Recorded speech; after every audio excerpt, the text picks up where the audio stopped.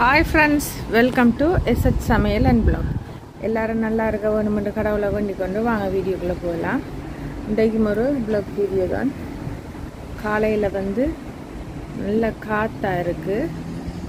மற்றது மழை குணம் போலயும் இருக்குது.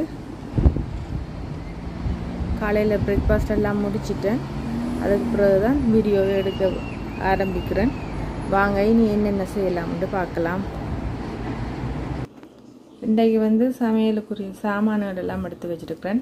இன்றைக்கு தேர்ஸ்டே, அதால் வெஜிடேரியன் தான். பருப்பு எடுத்து வச்சிருக்கிறேன், சோயா மீட் எடுத்து வச்சிருக்கிறேன், வாழைப்பூ கட் பண்ணணும், நேற்று இந்த கட் பண்ணின வெங்காயம் தக்காளி பேலன்ஸ் இருக்குது. இனி இப்படித்தான் இன்றைக்கு சமையல் போப்பது. என்னென்ன சமைக்கிறேன்றதை வீடியோவில் தொடர்ந்து பார்ப்போம். நேற்று கொஞ்சம் டயர்டாக இருந்தது, அதனால் அடுப்பு ஒன்றுமே துடைக்கல, அப்படியே படுத்துட்டேன். முதல்ல அடுப்பை துடைக்கணும். அடுப்பை துடைச்சிப்பிடித்தான் சமையலை ஆரம்பிக்கணும். முதல்ல அடுப்பை துடைப்போம். துடைச்சிட்டு தான் அடுத்த வேலை செய்ய போகிறேன். டீப் கிளீன் நான் இதெல்லாம் கலட்டி செய்கிறது ஒரு கிழமைக்கு ஒருக்காத்தான் செய்வேன். மற்றபடி குக் பண்ணிவிட்டு குயிக்காக துடைச்சி விடுவேன். முதல்ல ஒரு துடைச்சிட்டு அப்புறம் தண்ணியை தொட்டு துடைக்க எல்லாம் வந்துடும். துடைச்சாதான் சமைக்க ஒரு ஆசையாக இருக்கும். அடுப்பு துடைச்சி முடிச்சுட்டேன். இனி சமையல் ஆரம்பிப்போம். இல்லாட்டி தண்ணியை வச்சாச்சு. பருப்பு கறி இந்த அதுக்கு பருப்பை கழுவி எடுத்துருக்கேன் தேவையான அளவுக்கு. காரத்துக்கு பச்சை மிளகாயும் கட் பண்ணி ஆட் பண்ணுறேன். 2 பச்சை மிளகாய், 3 பல்லு பூண்டையும் கட் பண்ணி ஆட் பண்ணுறேன். 2 சின்ன வெங்காயம் கிடந்தது, அதை கட் பண்ணி ஆட் பண்ணுறேன். இதுக்கு தாளிப்பு ஆட் பண்ணணும். அப்போ தாளிக்கிற நேரத்தில் கடைசியாக தாளிப்பு ஆட் பண்ணுவேன். 3 துண்டு ரம்பையும் போடுறேன். போட்டுட்டு நீ இதை வேக வைப்பேன். பிளட் செக் பண்ணிட்டு வந்துட்டேன். இன்றைக்கு வாட்டர்மெலன் தான் சாப்பிட போகிறோம் காலையில். பருப்பு வெந்து கொண்டிருக்கு. பருப்பு இந்தளவு வெந்ததுக்கு பிறகு ஒரு மீடியம் சைஸ் தக்காளி பழத்தை கட் பண்ணி ஆட் பண்ணுறேன். இப்படி கறி வைக்கிற நேரம் இதுக்கு பெருங்காயம் ஆட் பண்ண மாட்டேன். தேவையான அளவு மஞ்சள் தூள் ஆட் பண்ணுறேன். தேவைக்கேற்ப உப்பு கல் ஆட் பண்ணுறேன். நல்லா மிக்ஸ் பண்ணி விடுவேன். தக்காளி பழம் நல்லா வேகட்டும். இதுக்கு பெருங்காயம் ஆட் பண்ணால பூண்டு கொஞ்சம் நிறைய ஆட் பண்ணுவேன். மற்றது உள்ளி மிளகும் இதுக்கு இடிச்சு போட மாட்டேன். இங்கே வாழைப்பூவுக்கு சட்டி வச்சிருக்கிறேன். வாழைப்பூ வர வைக்கிறதுக்கு சட்டி சூடாகட்டும். சட்டி சூடாகின பிறகு ஆயில் ஆட் பண்ணுறேன். எண்ணெய் சூடாகிட்டு இப்போ கொஞ்சம் கடுகு ஆட் பண்ணுறேன். பெருஞ்சீரகம் கொஞ்சம் ஆட் பண்ணுறேன். பருப்படுப்பை குறைச்சி விட்டுருக்கேன். இதை தாளித்து போட்டு தான் பருப்புக்கு தேங்காய் பால் விடணும். ஒரு நட்டு கருவேப்பிலை, ஒரு சுத்தல் மிளகாயை ஆட் பண்ணுறேன். இந்த காரத்துக்கு ஏற்ற மாதிரி ஆட் பண்ணிக்கொள்ளுங்க. ஒரு கைப்பிடி அளவுக்கு வெங்காயத்தை சின்ன கட் பண்ணி ஆட் பண்ணுறேன். மிக்ஸ் பண்ணி விடுவேன். வதங்கட்டேன். வெங்காயம் இதெல்லாம் வதங்கினது பிறகு வாழைப்பூ வடிவாக கழுவி வச்சிருக்கிறேன். வாழைப்பூ ஆட் பண்ணுறேன். தேவையான அளவுக்கு மஞ்சள் தூள் ஆட் பண்ணுறேன். உப்பு கல்லும் தேவைக்கேற்ப ஆட் பண்ணிவிட்டு இதை நல்லா மிக்ஸ் பண்ணி விடுவேன். வாழைப்பூ வேறு அளவு தண்ணி தெளித்து விடுறேன். இப்போ நல்லா மிக்ஸ் பண்ணுவேன். மிக்ஸ் பண்ணிவிட்டு மூடியை போட்டு வேக வைப்பேன். வாழைப்பூ நல்லா வெந்து வரட்டும். சில வாழைப்பூ கொஞ்சம் வெள்ளையாகவே இருக்கும். சில வாழைப்பூ ஒரு கயர் குணமாக இருக்கும். நான் வாழைப்பூ அரியிற நேரம் தண்ணியில் உப்பும் தேசி புளியும் விட்டுட்டு தான் அரைஞ்சினேன். இன்றைக்கு அதோட வாழைப்பூவும் கொஞ்சம் வெள்ளைப்பூவாக தான் இருந்தது அரியும் போதே. ஓகே, இனி இதை மூடியை போட்டு வேக வைப்போம். இப்போ பருப்பு கறிக்கு தேங்காயோட தலைப்பால் ஆட் பண்ணுறேன். நல்லா இருக்கா மிக்ஸ் பண்ணி விடுவேன். மிக்ஸ் பண்ணிவிட்டு இதுக்கு ஒரு துண்டு தேசிக்காய் புளி ஆட் பண்ணுறேன். உங்களோட புளிப்பு சுவைக்கு ஏற்ற மாதிரி ஆட் பண்ணுங்கள். நல்லா ருசியாக இருக்கும் இந்த பருப்பு பால் கறி. ஒரு நட்டு பச்சை கருவேப்பிலையையும் ஆட் பண்ணுறேன். இது தாளிப்பு இல்லாட்டிக்கும் பரவாயில்ல. நான் அன்றைக்கு கொஞ்சம் தாளிப்பும் ஆட் பண்ணுவேன். தாளித்து ஆட் பண்ணுற நேரம் காட்டுறேன். நான் நாளைக்கும் சேர்த்து சமைக்கிறவங்க கறிகளை கூடுதலாக சமைக்கிறேன். நாளைக்கு வந்து எனக்கு டாக்டர் அப்பாயின்மெண்ட் இருக்கு. ஓகே, மிக்ஸ் பண்ணிடணும்டா. பருப்பு பால் கறி ரெடி. இதுக்கு வந்து தாளிப்புண்டு ஆட் பண்ணுவோம், கடைசியாக ஆட் பண்ணுவோம். வாழைப்பூ அங்கால மாற்றிட்டு இங்கால சோயா மீட் சமைக்கிறதுக்கு சட்டி வச்சுருக்கேன். சட்டி சூடானது பிறகு ஆயில் ஆட் பண்ணுறேன். ஆயில் சூடானது பிறகு நான் வந்து இதில் வந்து பருப்புக்கும் தாளிக்கிறேன். அதால் தாளிப்பு கொஞ்சம் கூடுதலாகவே செய்கிறேன். 1/4 டீஸ்பூன் கடுகு, 1/4 டீஸ்பூன் சின்ன சீரகம், 1/4 டீஸ்பூன் பெருஞ்சீரகம் ஆட் பண்ணுறேன். 3 நட்டு கருவேப்பிலை, 2 கைப்பிடி அளவு வெங்காயத்தை கட் பண்ணி ஆட் பண்ணியிருக்கேன். ஒரு ரம்பையும் சின்ன நான் கட் பண்ணி ஆட் பண்ணுறேன். மிக்ஸ் பண்ணி விடுவேன்.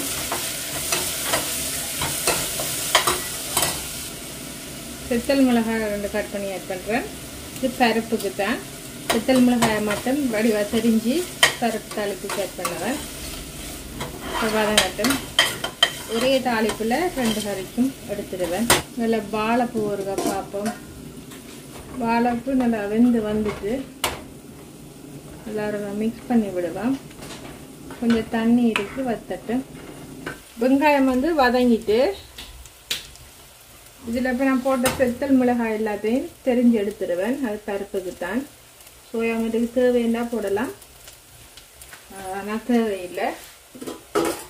பருப்புக்குள்ளே போட்டுட்டு உடனே மிக்ஸ் பண்ணக்கூடாது. நாங்கள் எப்போ சாப்பிட்றோமோ அந்த டைமில் மிக்ஸ் பண்ணினோம்னா நல்லாவும் இருக்கும்.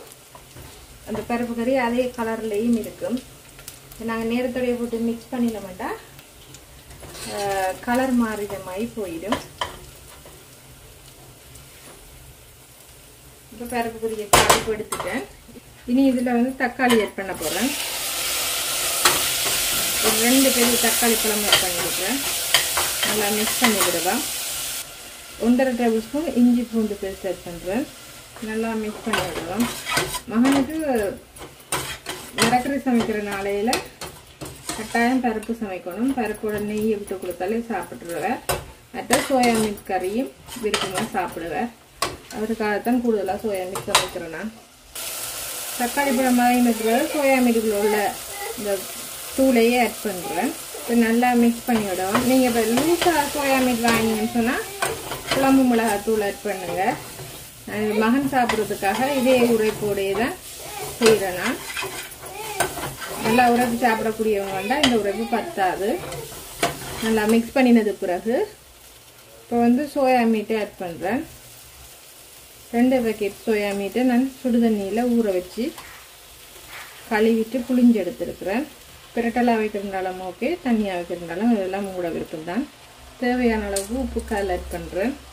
பருப்புக்கு எடுத்த தலைப்பாலில் 2ஆம் பால் 3ஆம் பால் இருந்த வடிவாக சோயா மீட்டுக்கு ஆட் பண்ணுறேன். இல்லைண்டா ஆட் பண்ண மாட்டேன். தேங்காய் பால் விருப்பம் ஆட் பண்ணலாம், இல்லையா தேவையில்லை. நல்லா மிக்ஸ் பண்ணுவோம். பழப்புளி ஆட் பண்ணுறேன்டா இந்த டைமில் விட்டு கொதிக்க விடுங்க. நான் வந்து இறக்குற டைம் தேசி புளி ஆட் பண்ண போகிறேன். ஒரு 1/2 டேபிள் ஸ்பூன் மாதிரி கரம் மசாலா பவுடர் ஆட் பண்ணுறேன்.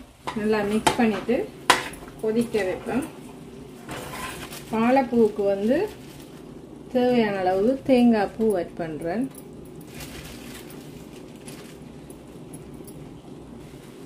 ஒரு துண்டு தேசிக்காய் புளியும் ஆட் பண்ணுறேன். கருவேப்பிலை போட விருப்பம்டா பச்சை கருவேப்பிலை போடுறா போடலாம், இல்லாடி தேவையில்லை. மிக்ஸ் பண்ணிடுவோம்டா வாழைப்பூ வரையும் ரெடி. பீட்டர் பாவக்காய்ன்றது பாவக்காயையும் பொரிக்க போகிறேன். அதுக்கு கட் பண்ணி எடுக்க போகிறேன். சோயா மீட் குழம்பு பாப்பம் இருக்கா, இதை நல்லா மிக்ஸ் பண்ணி விடுவோம். தேசி புளி ஆட் பண்ணுறேன் கடைசியாக. ஆட் பண்ணிவிட்டு மிக்ஸ் பண்ணிடணும். சோயா மீட் குழம்பும் ரெடி. கொஞ்சம் அப்படம் பொரிக்க போகிறேன். அப்படம் பொரிக்கிறது ஃப்ரை பேனை வச்சுருக்கிறேன். ஃப்ரை பேன் சூடாயினது பிறகு ஆயில் ஆட் பண்ணுறேன். கொஞ்சம் மிக்ஸ் அப்படம் எடுத்து வச்சுருக்கேன், கலர் அப்படம். ஒரு பிளேட்டில் பேப்பர் போட்டிருக்கேன். இப்போ அடுத்த டிசைன் அப்படம் பொரிக்கிறேன்.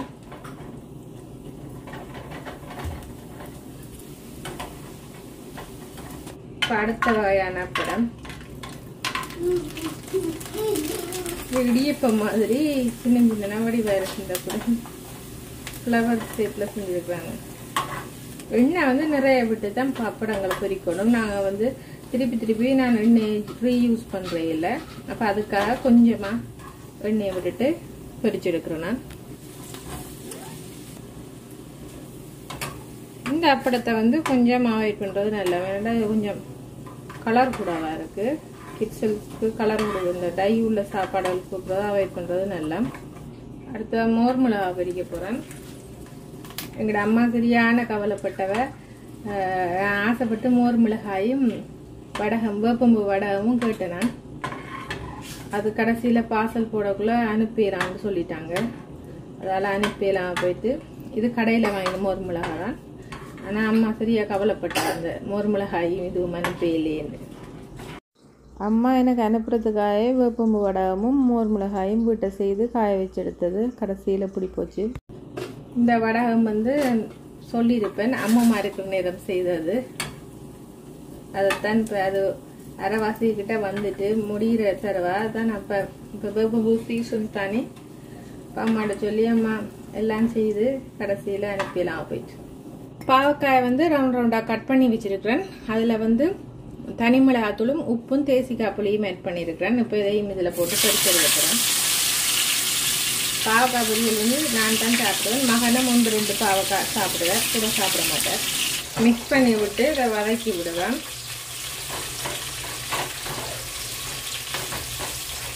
பாவக்காய் வந்து வதங்கி வைக்கூடாது பார்ப்பேன். பாவக்காயும் பொரிஞ்சு வந்துட்டு இதை இறக்க போகிறேன். கையோட அடுத்தெல்லாம் க்ளீன் பண்ணிட்டேன். இண்டே என்னோட சமையல் நின்று பார்ப்போம்.